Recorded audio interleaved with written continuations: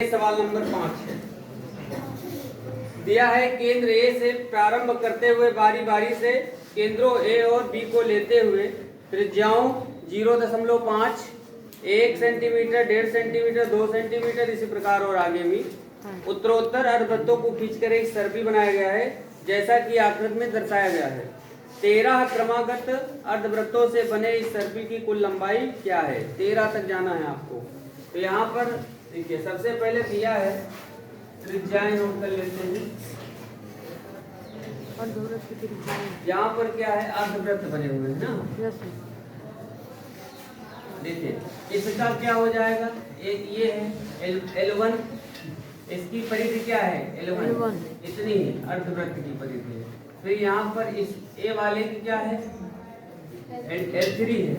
B वाले का केंद्र ये है, तो बी वाले के लिए ये अर्धवृत्त होगा और ये वाला अर्धवृत्त होगा। समझ रहे ना? यानी L2 और L4। फिलहाल इनको इकट्ठे नोट करते हैं। यहाँ पर दिया है R1 बराबर दिया है कितना? 0.5 सेंटीमीटर। R2 बराबर 1 सेंटीमीटर। R3 बराबर 1.5 सेंटीमीटर। R4 बराबर 2 सेंटीमीटर। इसी प्रकार और भी आगे, ठीक है ना? तो हम लोग निकाल लेते हैं L1 बराबर क्या हो जाएगा? पाई R1। ये तो होगा L1 बराबर पाई R1। निकाल लीजिए। पाई का मान 22/7 गुणे R1 का मान 0.5। इसको दशमलव कटा तो बटे 10 भी लिख सकते हैं। 5 एकम 5, 5 दूनी 10 और 2 से इसको 11 बार काटिए तो क्या हो जाएगा? 11/7। समझ गए? इससे क्या बन जाएगी तुम्हारी श्रेणी। यहाँ पर हम लोग L1 निकालेंगे। अब निकालेंगे L2। तो यहाँ पर हो जाएगा पाई R2। पाई का मान पुनः 22/7 और R2 का मान 1 है, तो फिर वही आ जाएगा 22/7। समझ रहे हैं ना? अब निकालेंगे L3 बराबर पाई R3। अब 22/7 बोले जाओ भाई। और गुणे R3 का मान 1.5। इसके बटे करें तो 10 आ जाएगा। 5 कहीं 15, 5 दूनी 10 और 2 से 11 बार इसको, तो 11 कहीं 33/7 हो जाएगा सेंटीमीटर। समझ रहे हैं? L4 निकाल लीजिए। L4 बराबर पाई R4।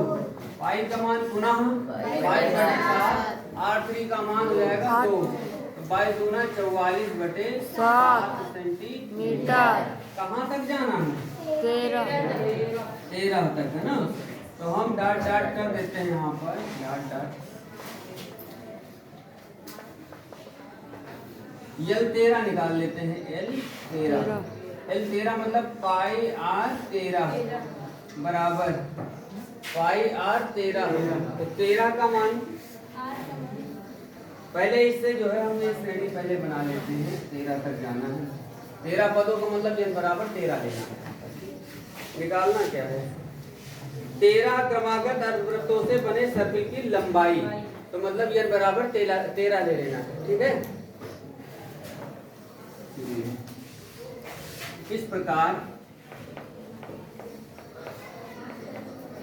बनी श्रेणी बराबर क्या हो जाएगी? 11/7 फिर 22/7 फिर 33/7 44/7 डॉट 13 पदों तक। कितने पदों तक? 13 पद। समझ गए?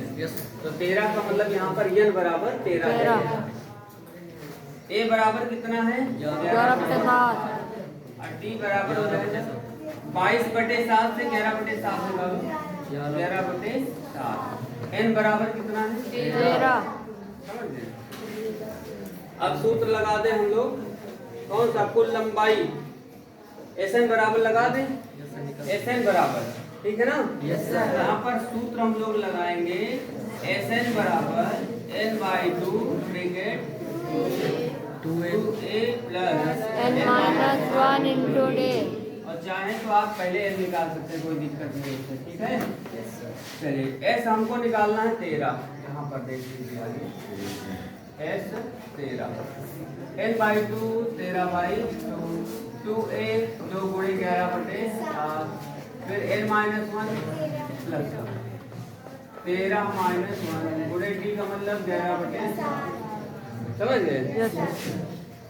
चलिए आगे इसको 13/2 ही लिखा रहने दीजिए, 11 दूना 22/7 7 अब प्लस 12 और 11 का गुणा हो जाएगा कितना, 12 एकम 12 12 एकम 12 13 132/7, ये हो जाएगा 13/2 गुणे 22/7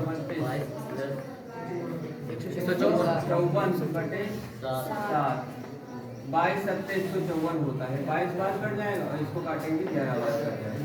हमारे पास बचेगा 13 गुणे 11 143